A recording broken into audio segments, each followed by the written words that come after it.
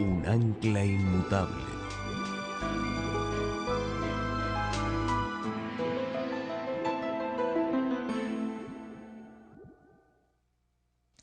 Antes de entrar a nuestro estudio de esta mañana, queremos pedir la bendición de Dios.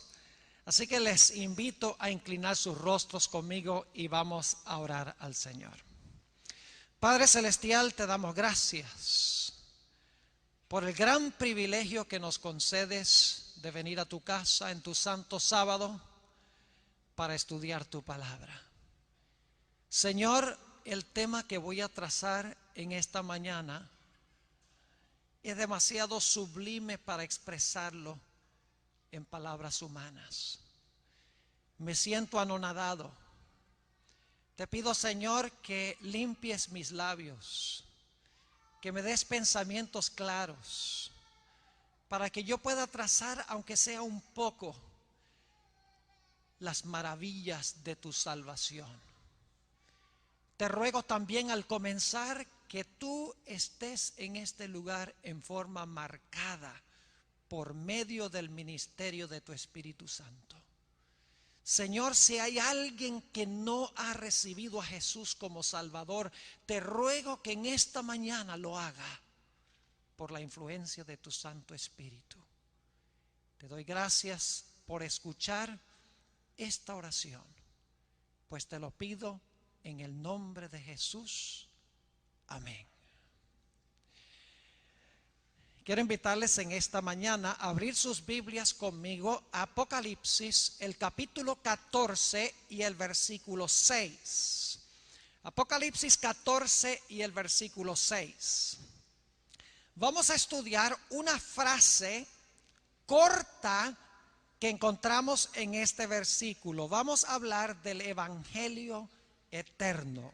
Dice allí: vi volar por en medio del cielo a otro ángel que tenía el evangelio eterno para predicarlo a los moradores de la tierra y a toda nación, tribu, lengua y pueblo. Según nos dice la Sagrada Escritura, en el mensaje final de Dios se predica el evangelio eterno.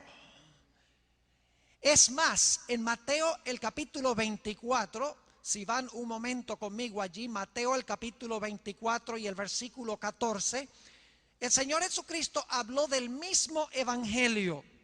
Dice lo siguiente: y será predicado este evangelio del reino en todo el mundo para testimonio a todas las naciones, y entonces vendrá el fin.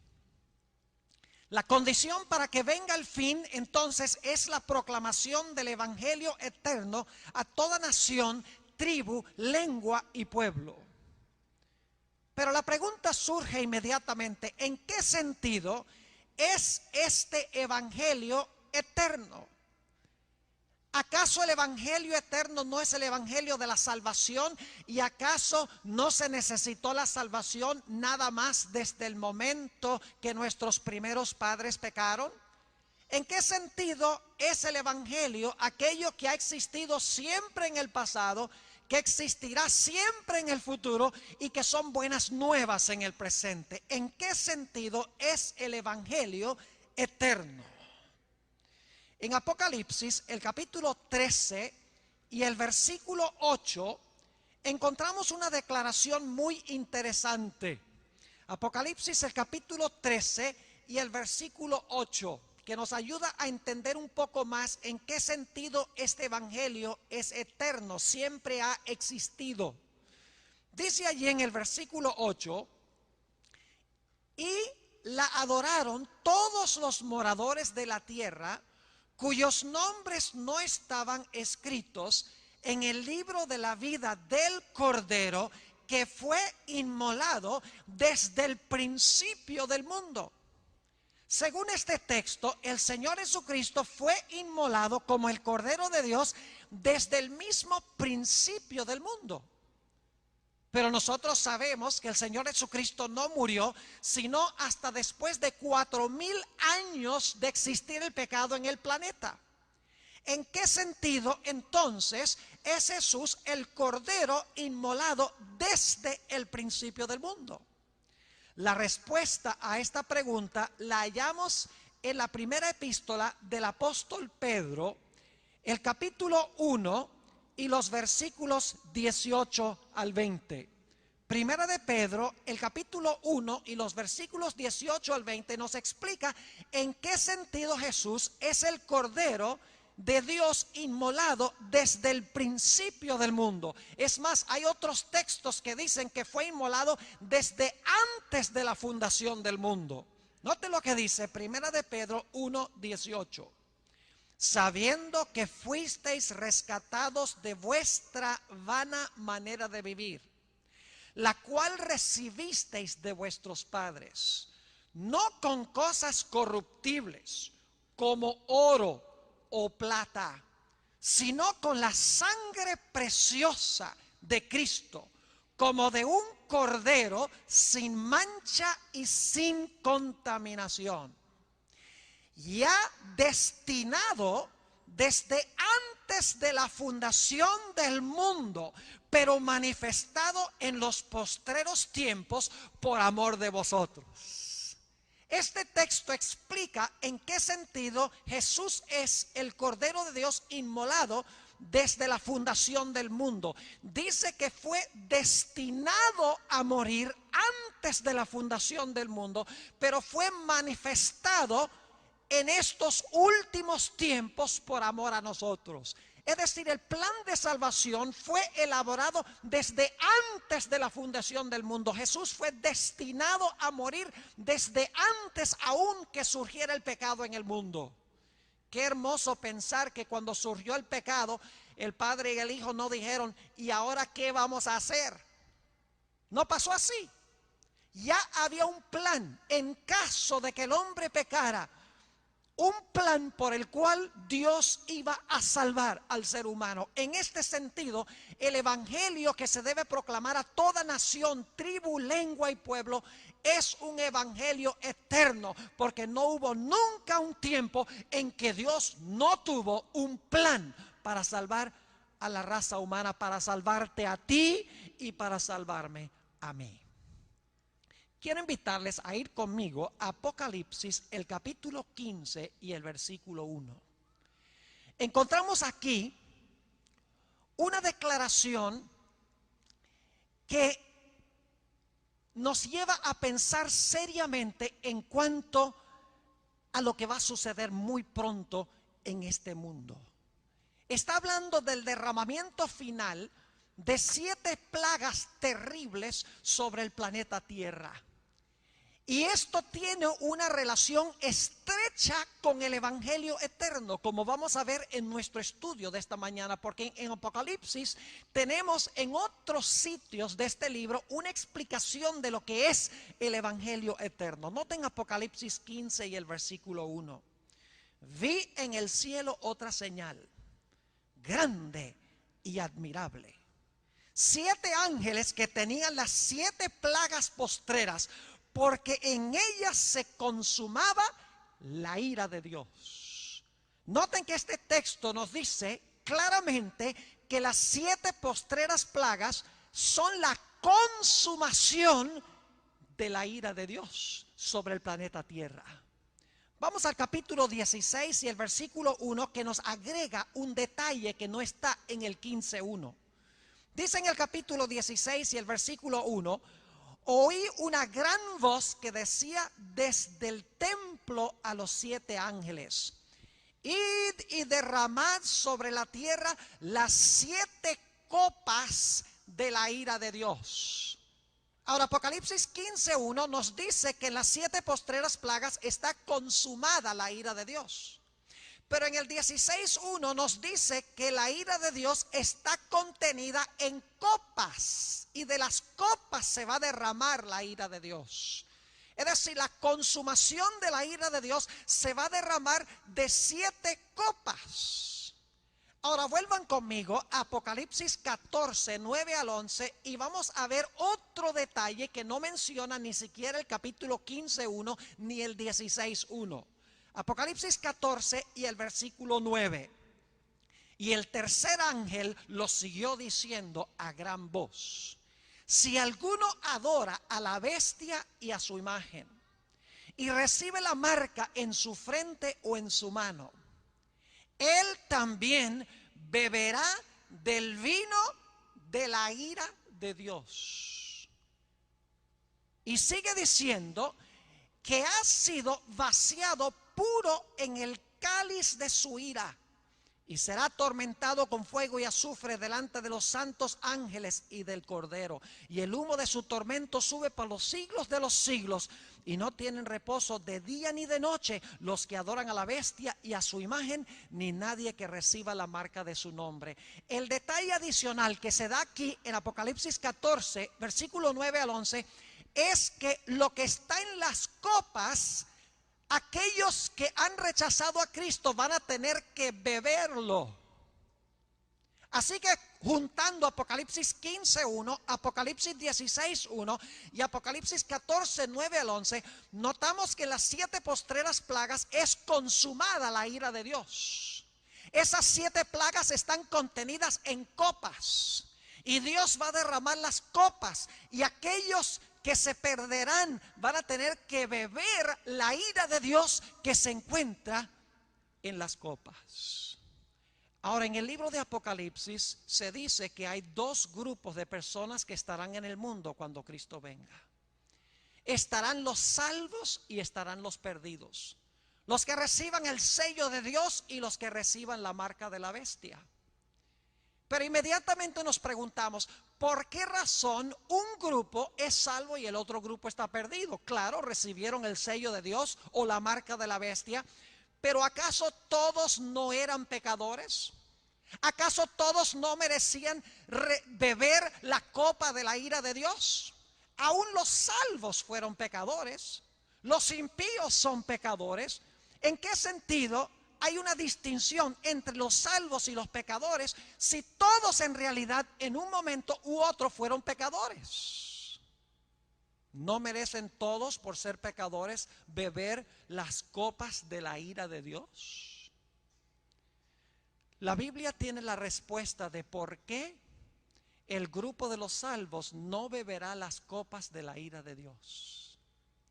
Pero para entenderlo necesitamos regresar a la experiencia de Jesús que se encuentra registrada en los evangelios. Quiero invitarles que vayan conmigo al libro de Mateo, el Evangelio según San Mateo, el capítulo 26. San Mateo, el capítulo 26, y quiero empezar la lectura en el versículo 38. Mateo, el capítulo 26 y el versículo 38. Para darles un poquito de contexto, aquí el Señor Jesucristo ha ido con sus discípulos al huerto del Getsemaní. Se ha ido a un lugar un poquito retirado con 3 de sus discípulos, Pedro, Andrés y Juan. Y el Señor Jesucristo les dice a sus discípulos algo que le da a ellos terribles presentimientos en cuanto a lo que viene. Dice en el versículo 38, entonces Jesús les dijo: mi alma está muy triste hasta la muerte. Quedaos aquí y velad conmigo.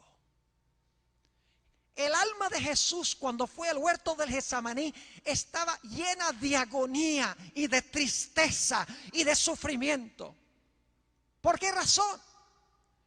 Si seguimos leyendo lo que está en el capítulo 26, vamos a ver por qué Jesús tenía su alma tan agobiada y tan sufriente en el huerto del Getsemaní. Noten lo que dice el versículo 39 de Mateo 26. Y yendo un poco adelante, se postró sobre su rostro. Es decir, puso su rostro sobre la tierra, pegó la frente de la tierra, orando y diciendo: Padre mío. Fíjense, pueden escuchar la cercanía entre Jesús y su Padre. Padre mío, si es posible, pase de mí esta copa. Muy importante. Si es posible, pase de mí esta copa, pero no sea como yo quiero, sino como tú. Y luego el Señor Jesucristo, según el versículo 42, habló las mismas palabras por segunda vez. Dice en el versículo 42, otra vez fue y oró por segunda vez diciendo: Padre mío, si no puede pasar de mí esta copa sin que yo la ¿qué? Sin que yo la beba, hágase tu voluntad. Es decir, en la copa que tiene Jesús en la mano está contenida la ira de Dios. Y Jesús tiene que beber esa copa. Según dice aquí, en el huerto del Getsemaní, Jesús comenzó a caer bajo la ira de su Padre, bajo la ira de Dios. Dice en el versículo 44 que el Señor Jesucristo fue y oró por tercera vez la misma oración. Dice, y dejándolos se fue de nuevo y oró por tercera vez diciendo las mismas palabras. Ahora, el libro de los Hebreos nos describe un poco más vívidamente cómo entonó Jesús esa oración en el huerto del Getsemaní. Nosotros hemos leído en Mateo que el alma de Jesús estaba agobiada aún hasta la muerte, estaba muy triste. Hemos leído que Jesús le rogaba a su Padre que si era posible pasara la copa para que él no tuviera que beber esa copa tan terrible. Pero el libro de los Hebreos nos explica un poco más los sentimientos de Jesús cuando oró a su Padre.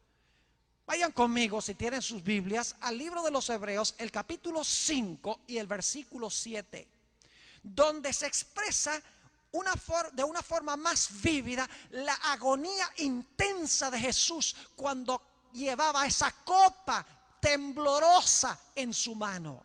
Dice en Hebreos 5 y el versículo 7: y Cristo, en los días de su carne, es decir, mientras estuvo en la tierra, ofreciendo ruegos y súplicas con gran clamor y lágrimas al que le podía librar de la muerte, fue oído a causa de su temor reverente.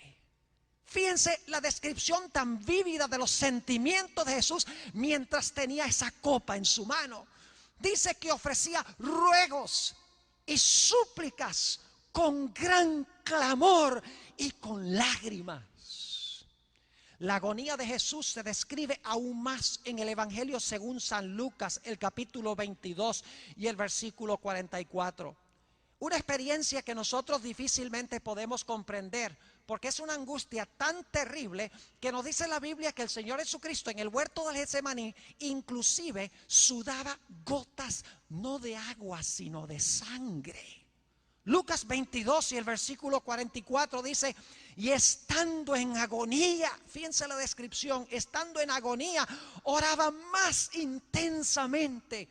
Y era su sudor como grandes gotas de sangre que caían hasta la tierra.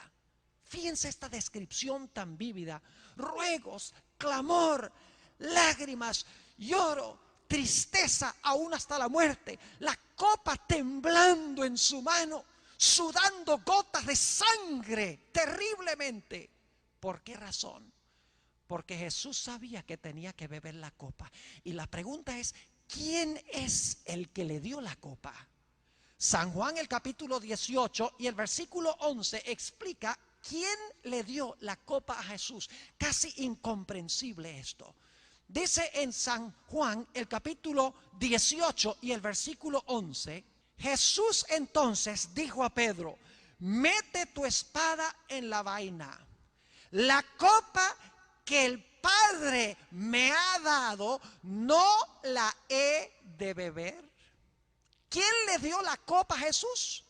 Según dice Juan 18:11, fue su propio Padre el que le dio la copa, y Jesús tenía que beber esa copa que su Padre puso en su mano. Mis apreciados hermanos y hermanas, hermanos de la comunidad, jóvenes, señoritas, estudiantes, nosotros no podemos ni siquiera empezar a concebir cómo fue la agonía de Jesús cuando tenía esta copa en su mano, dada por su propio Padre. Podemos captar un poquito lo terrible que fue esta experiencia para Jesús cuando Jesús colgó en la cruz del Calvario. Las palabras de Jesús se hallan registradas en Mateo el capítulo 27 y el versículo 46. Difícilmente podemos entender estas palabras porque Jesús tenía una relación estrecha, íntima con su Padre. Y ahora, mientras colgaba en la cruz, su Padre retrajo su rostro de Jesús. La comunión íntima que habían tenido durante el ministerio del Maestro ahora no existía. El Padre retrajo su rostro de Jesús porque Jesús estaba cargando la copa. Noten las palabras que se registran en Mateo el capítulo 27 y el versículo 46. Y tanto impacto causaron en Mateo que Mateo registró las palabras en arameo. Dice allí en el versículo capítulo 27 y el versículo 46 lo siguiente: cerca de la hora novena, Jesús clamó a gran voz, la misma expresión que se usa en Apocalipsis 14 y el versículo 6 y 7, donde dice que el mensaje del primer ángel, el evangelio eterno, debe ir a gran voz. Jesús cumplió el evangelio en la cruz y clamó a gran voz. En Apocalipsis 14, 6 y 7 dice que ese mismo evangelio se debe proclamar a gran voz. ¿Y qué dijo Jesús? Elí, Elí, lama sabactaní. Y luego Mateo explica qué es lo que significa esto. Esto es: Dios mío, ¿por qué me has desamparado? Según este texto, el Señor Jesucristo se sintió abandonado de su Padre. Y la pregunta es: ¿por qué se sentía Jesús abandonado de su Padre?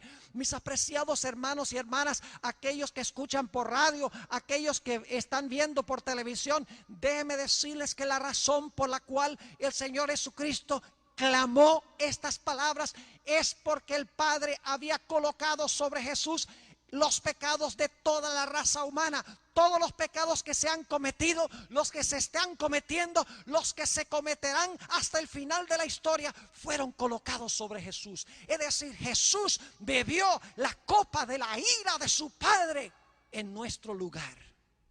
Hay un libro que es en realidad uno de mis favoritos. Es la biografía favorita de Jesús, a mi parecer. Es lindo el libro, se llama El deseado de todas las gentes. Quiero leer algunas citas que encontramos en las páginas, en los capítulos titulados Getsemaní y el Calvario, para que podamos entender un poco más qué es la agonía por la cual estaba pasando Jesús. En la página 636 de este libro clásico, El deseado de todas las gentes, dice Elena G. de White: toda su vida en la tierra había andado en la presencia de Dios. Hablando de Jesús, mientras se hallaba en conflicto con los hombres, animados por el mismo espíritu de Satanás, pudo decir: el que me envió conmigo está. No me ha dejado solo el Padre, porque yo lo que a Él agrada hago siempre. Durante su ministerio, la relación entre Jesús y su Padre era estrecha. Sigue diciendo: pero ahora le parecía estar excluido de la luz de la presencia sostenedora de Dios. Ahora se contaba con los transgresores. Debía llevar la culpabilidad de la humanidad caída. Sobre el que no conoció pecado debía ponerse la iniquidad de todos nosotros. Tan terrible le parece el pecado, tan grande el peso de la culpabilidad que debe llevar, que está tentado a temer que quedará privado para siempre del amor de su Padre. Sintiendo cuán terrible es la ira de Dios contra la transgresión, exclama: mi alma está muy triste hasta la muerte. En la página 637 dice la misma autora: sentía que el pecado le estaba separando de su padre. La cima era tan ancha, negra y profunda que su espíritu se estremecía ante ella. No debía ejercer su poder divino para escapar de esta agonía. Como hombre debía sufrir las consecuencias del pecado del hombre. Como hombre, ahora escuchen, como hombre debía soportar la ira de Dios contra la transgresión. Sigue diciendo, como sustituto y garante del hombre pecaminoso, Cristo estaba sufriendo bajo la justicia divina. Es decir, su padre lo estaba castigando. Pero Jesús no merecía el castigo, porque Jesús nunca pecó.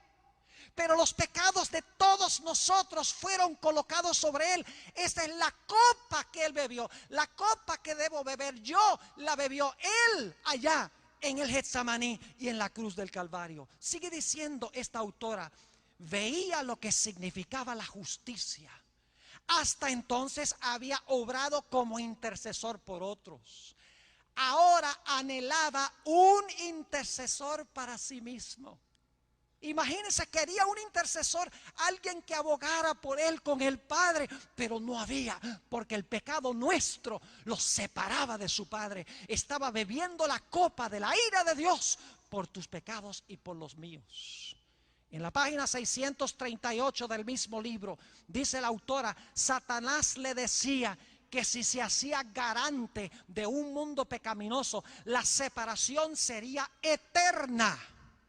Quedaría identificado con el reino de Satanás y nunca más sería uno con Dios. Satanás le decía, si tú te bebes esta copa de la ira de Dios para con el pecado es tan grande que nunca más vas a tener comunión con tu Padre. Un poco más abajo en esa misma página dice la autora, los pecados de los hombres descansaban pesadamente sobre Cristo. Y el sentimiento de la ira de Dios contra el pecado abrumaba su vida. La ira de Dios contra el pecado. En la página 641 dice Elena White, había llegado el momento pavoroso. El momento que había de decidir el destino del mundo. La suerte de la humanidad pendía de un hilo. Cristo podía aún ahora negarse a beber, escuchen esto, negarse a beber la copa destinada al hombre culpable. Todavía no era demasiado tarde. Podía enjugar el sangriento sudor de su frente y dejar que el hombre pereciese en su iniquidad. Podía decir, reciba el transgresor la penalidad de su pecado y yo volveré a mi Padre. ¿Beberá el Hijo de Dios la amarga copa de la humillación y la agonía? Pregunta la autora, y todos sabemos que sí lo hizo. En la página 643, mejor dicho, del mismo libro, dice la autora esto. En esta terrible crisis, cuando todo estaba en juego, cuando la copa misteriosa temblaba en la mano del doliente, los cielos se abrieron, una luz resplandeció de en medio de la tempestuosa oscuridad de esa hora crítica. Y el poderoso ángel que estaba en la presencia de Dios, ocupando el lugar del cual cayó Satanás, vino al lado de Cristo. No vino para quitar de su mano la copa, sino para fortalecerle a fin de que pudiese beberla, asegurado del amor de su Padre. El libro de Isaías describe la experiencia por la cual pasó Jesús. Isaías, el capítulo 53, una profecía mesiánica probablemente muy bien conocida por todos nosotros. Isaías 53 y empezando en el versículo 4 dice, ciertamente llevó él nuestras enfermedades y sufrió nuestros dolores. Y nosotros le tuvimos por azotado, por herido de Dios y abatido. Mas él herido fue por nuestras rebeliones, molido por nuestros pecados. El castigo de nuestra paz fue sobre él y por su llaga fuimos nosotros curados. Todos nosotros nos descarriamos como ovejas, cada cual se apartó por su camino. Y ahora escuchen la última frase: mas Jehová cargó en él el pecado de todos nosotros. Mis apreciados hermanos y hermanas, estudiantes, hermanos de la comunidad, los que oyen por radio, los que ven por televisión, la próxima vez que nos sintamos inclinados a pecar, recordemos lo que el pecado le hizo a Jesús. La razón por la cual el pecado no nos alarma es porque nosotros no estamos mirando a la cruz para ver lo que el pecado hizo con el maestro. Es decir, la forma de vencer el pecado no es luchando contra el pecado, sino mirando al Salvador. Cuando yo veo a Jesús en la cruz clamando: Dios mío, ¿por qué me has desamparado? Le pregunto a Jesús: Jesús, ¿por qué tú dijiste esas palabras? Y Jesús dice: la paga del pecado es muerte. Yo clamé: Dios mío, ¿por qué me has desamparado? Porque estaba cargando tu pecado. Cuando yo veo lo terrible que es el pecado, que puso a Jesús en la cruz, que llevó a Jesús a exclamar esas terribles palabras, yo no voy a querer nada más que ver con el pecado. La razón por la cual peco es porque tengo mis ojos en muchas cosas y no en Jesús. Vayan conmigo un momento al libro de Ezequiel, el capítulo 39 y el versículo 17 al 19. Ezequiel, el capítulo 39 y el versículo 17 al 19. Quiero que notemos algo muy interesante acá. La Biblia dice que al final de la historia la mayoría de los seres humanos van a beber las copas de la ira de Dios.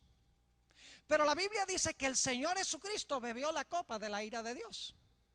¿Por qué razón la mayoría de los seres humanos van a beber las copas de la ira de Dios? Sencillamente porque no recibieron a Jesús, quien bebió la copa en su lugar. Ahora noten lo que dice Ezequiel, el capítulo 39, y quiero leer los versículos 17 al 19. Un poco de contexto aquí. Está hablando de la invasión de dos poderes que se conocen como Gog y Magog a la tierra de Israel.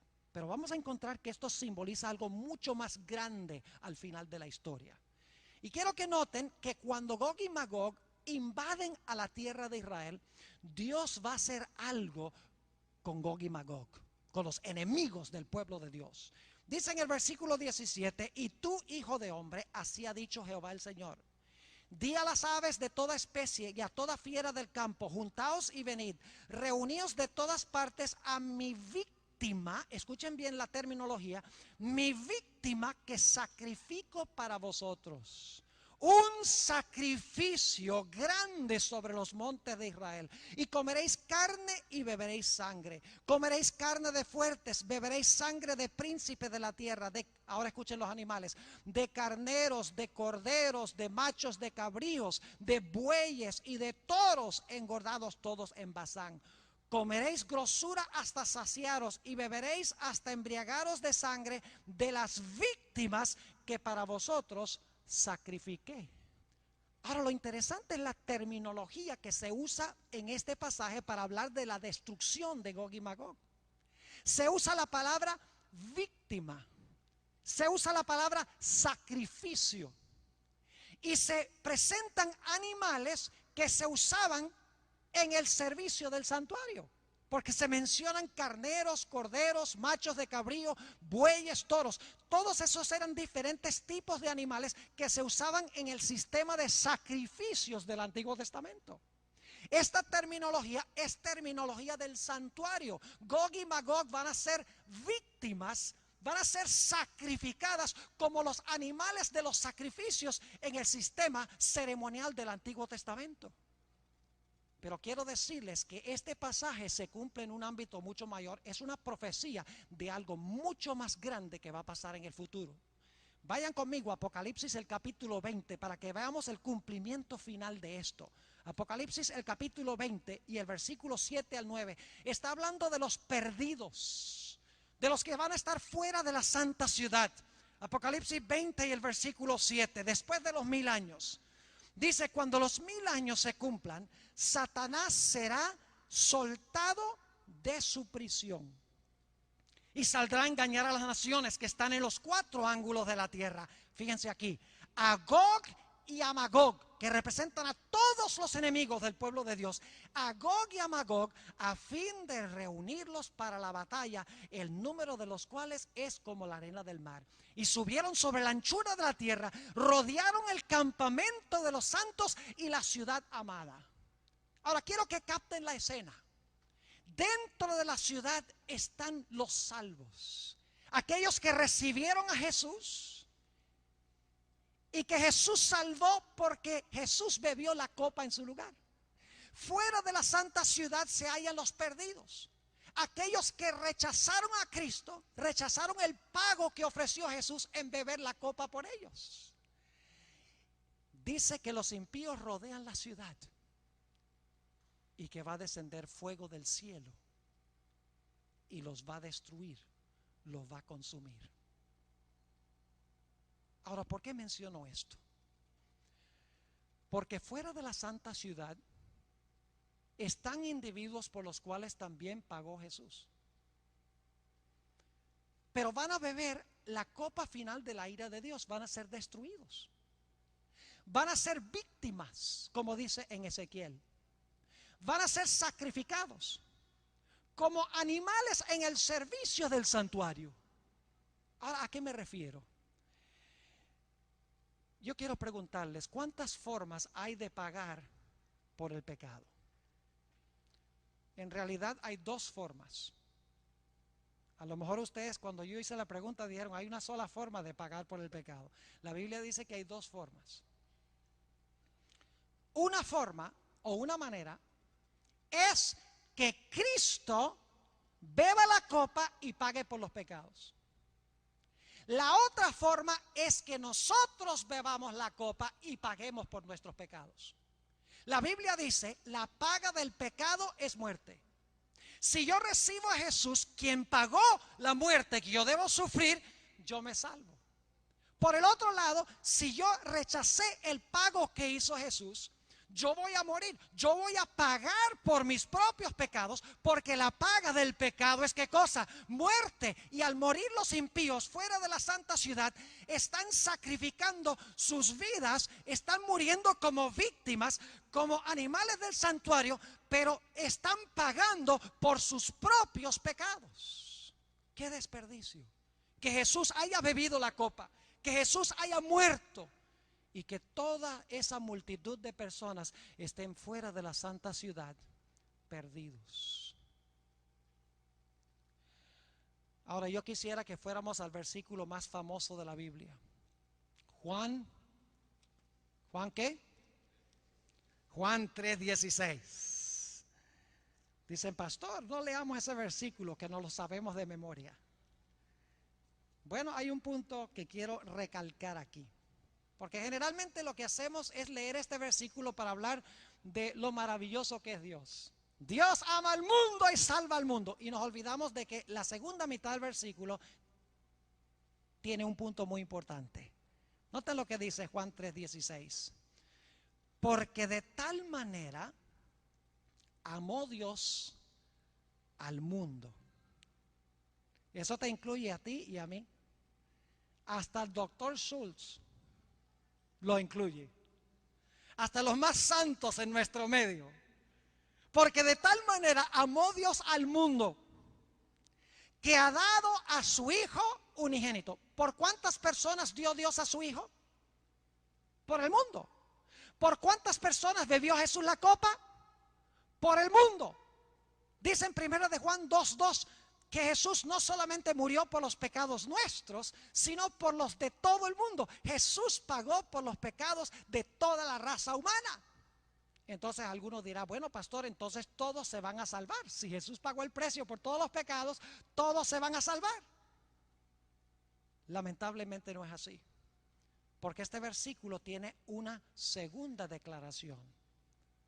Porque de tal manera amó Dios al mundo, que ha dado a su Hijo unigénito, para que todo aquel que en Él cree no se pierda, mas tenga vida eterna. ¿Captaron el punto? Jesús bebió la copa de la ira de Dios, sufrió por los pecados de la humanidad, quedó separado de su Padre, por todos los seres humanos de todas las épocas, por todos los pecados. Pero dice aquí que solo aquel que en Él cree no se va a perder, sino que va a tener vida eterna. ¿Cómo entendemos esto? Permítame darles una ilustración. ¿Han visto ustedes alguna vez a una persona a quien usted le compra un regalo y les da el regalo y estaban esperando otra cosa?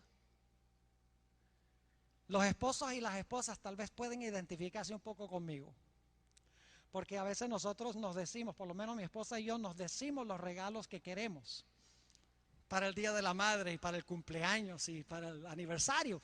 Más o menos damos una insinuación de lo que queremos. Y claro, a veces cuando se abre el regalo y no se captó la insinuación, entonces hay un poco de chasco. Pero yo he visto casos a donde padres han comprado un regalo para sus hijos, regalo de Navidad, y cuando los hijos abren el regalo y se dan cuenta que no hay allí lo que ellos querían, le dicen a los padres: llévate esto, yo no quiero esto. Yo pregunto, ¿un regalo se puede recibir o rechazar, sí o no? Claro que sí. Usted puede recibir un regalo o lo puede rechazar. Ahora pregunto, ¿cuánto cuesta un regalo? ¿Cuánto cuesta un regalo? La respuesta es ambigua, porque cuesta y no cuesta. Un regalo cuesta al que lo ¿qué? Al que lo compra. Pero el que recibe el regalo, lo recibe gratuitamente porque es un regalo. Ahora, aplicándole esto a Jesús. Cuando Jesús murió en la cruz, pagó un precio infinito, el precio de su sangre, para comprar el regalo de la salvación. Y Jesús ofrece ese regalo a toda la raza humana. Se lo compró para todos los que están aquí. Pero yo tengo que recibir el regalo. Dios me ha dado la opción de aceptar el regalo de la salvación o de rechazar el regalo. Y ese regalo es Jesús. El pago que hizo Jesús. Jesús bebió la copa para que en el tiempo del fin, cuando Dios derrame sus copas de la ira, no tengamos nosotros que beber la copa, porque Dios no va a castigar los mismos pecados dos veces. Sería injusto castigar el mismo crimen dos veces. Una vez que se ha castigado una vez, la justicia está satisfecha. Así que Jesús bebió la copa para que nosotros no tengamos que beberla. Lamentablemente, el libro de Apocalipsis dice que la vasta mayoría de los seres humanos van a rechazar el regalo y van a tener que beber las copas de la ira de Dios. ¿Cómo recibimos nosotros el regalo?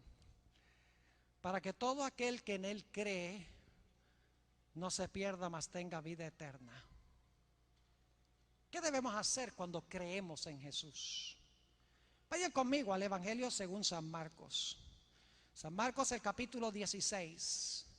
Y quiero leer los versículos 15 y 16. Ayer en nuestro tema leímos estos versículos. Ahora quiero subrayar otro punto muy importante. San Marcos, el capítulo 16 y el versículo 15 y 16. Y les dijo: id por todo el mundo y predicad el evangelio a toda criatura. El que creyere, fíjense la conexión con Juan 3:16, donde dice todo aquel que en Él cree, pero ahora se habla de un paso adicional que se debe tomar, indicando de que creemos en Él.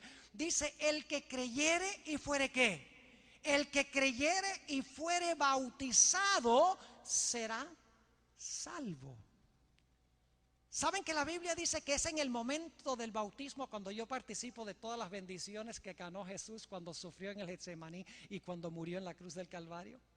En el momento de mi bautismo, cuando soy sepultado debajo de las aguas y salgo de las aguas, Dios ya no me mira a mí, sino que me mira en Jesús. Dice: todo lo que hizo Jesús está en lugar de todo lo malo que tú has hecho. Es el momento, según la Biblia, cuando yo soy adoptado como hijo e hija de Dios. Es decir, mi creencia en Jesús se manifiesta en un acto tangible, el bautismo. Cuando me bautizo, en ese momento soy adoptado. Es la ceremonia oficial de adopción como miembro de la familia de Dios. En ese momento Dios me mira a mí como si nunca hubiese pecado. Porque no me mira a base de mis terribles pecados, sino, como dice la Biblia, soy acepto en el amado.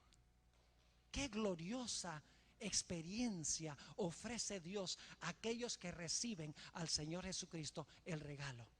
El evangelio eterno sencillamente significa que Jesús pagó para que yo no tenga que pagar. Jesús murió para que yo no tenga que morir. Jesús sufrió para que yo no tenga que sufrir la ira de Dios en estos últimos días, cuando sea derramada la ira de Dios. Jesús sufrió para que yo me pudiera salvar en su reino.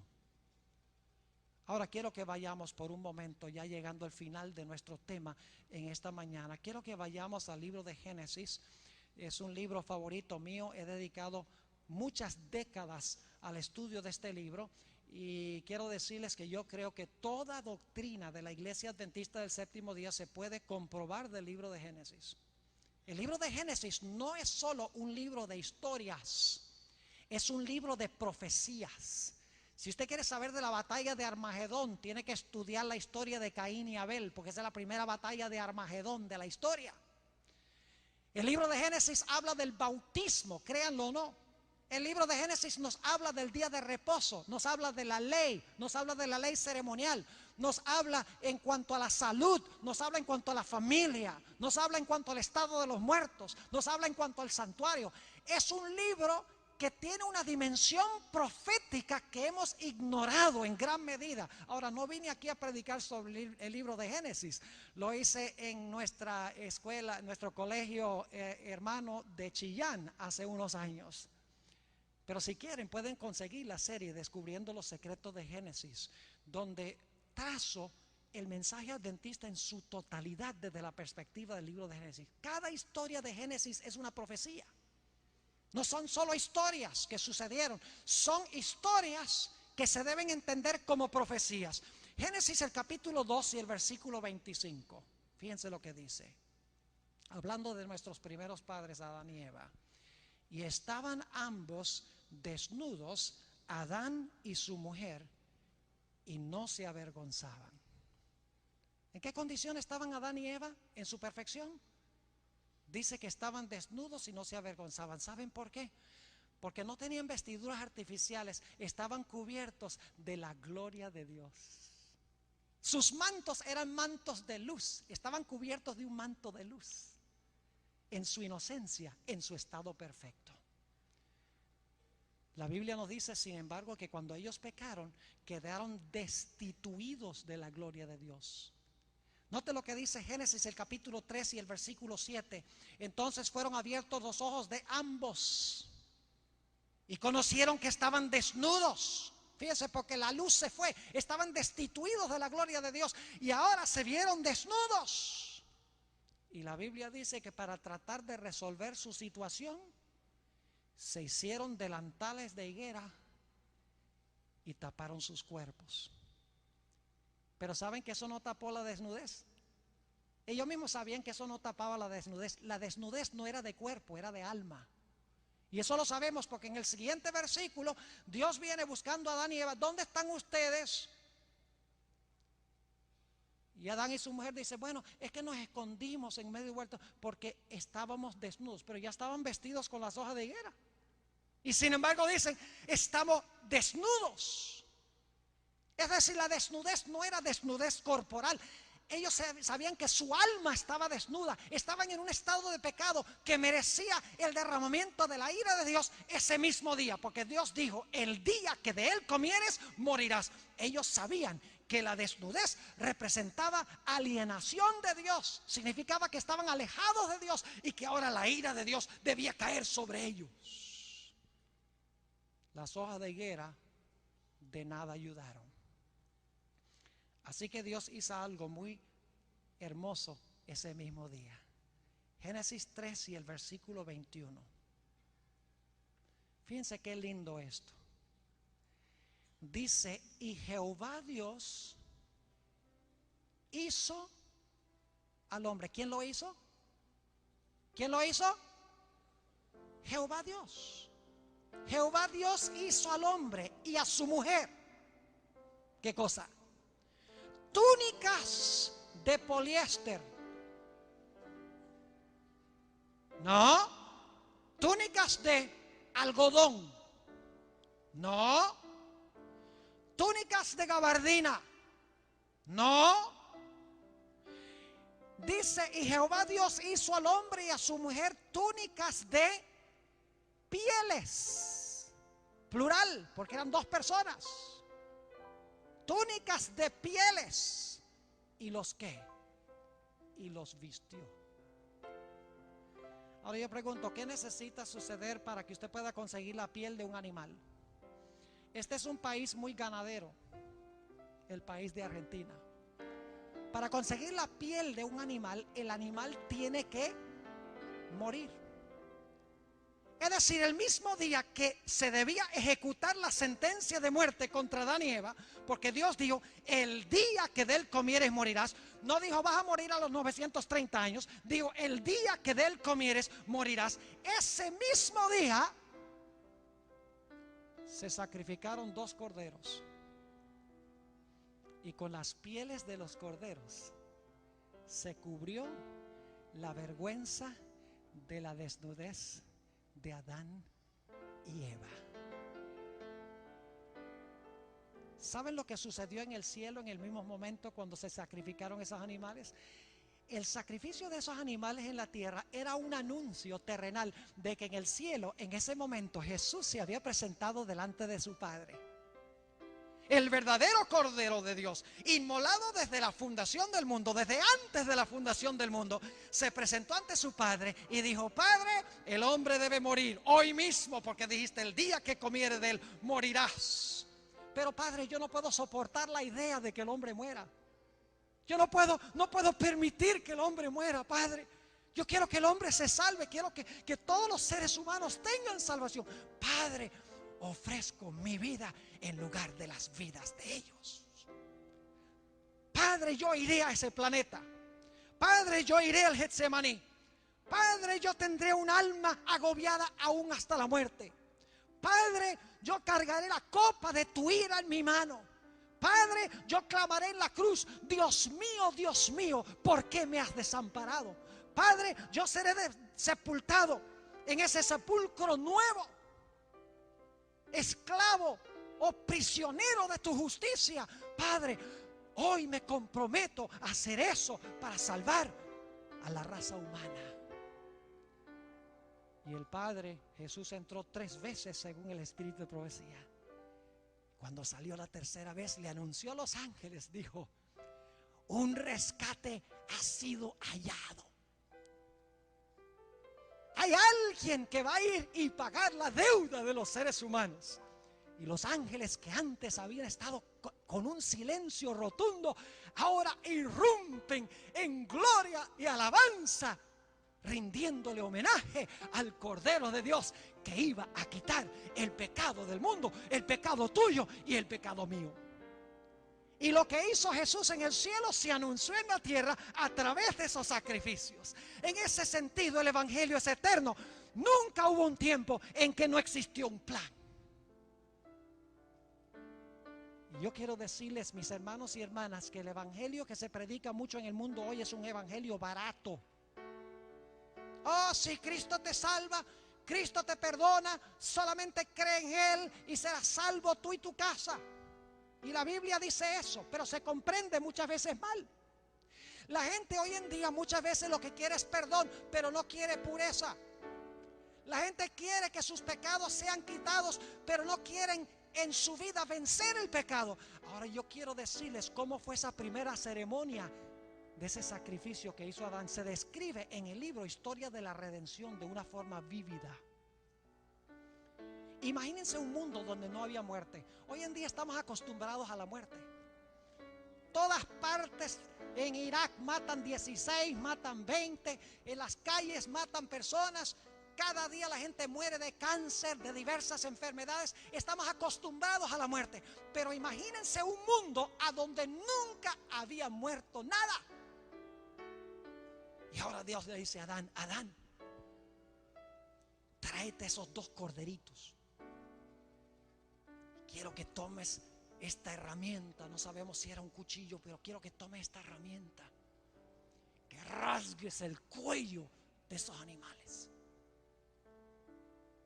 Y Adán y Eva no sabían lo que era la muerte. Sabían que era algo terrible, Dios les había dicho, pero no habían experimentado la muerte.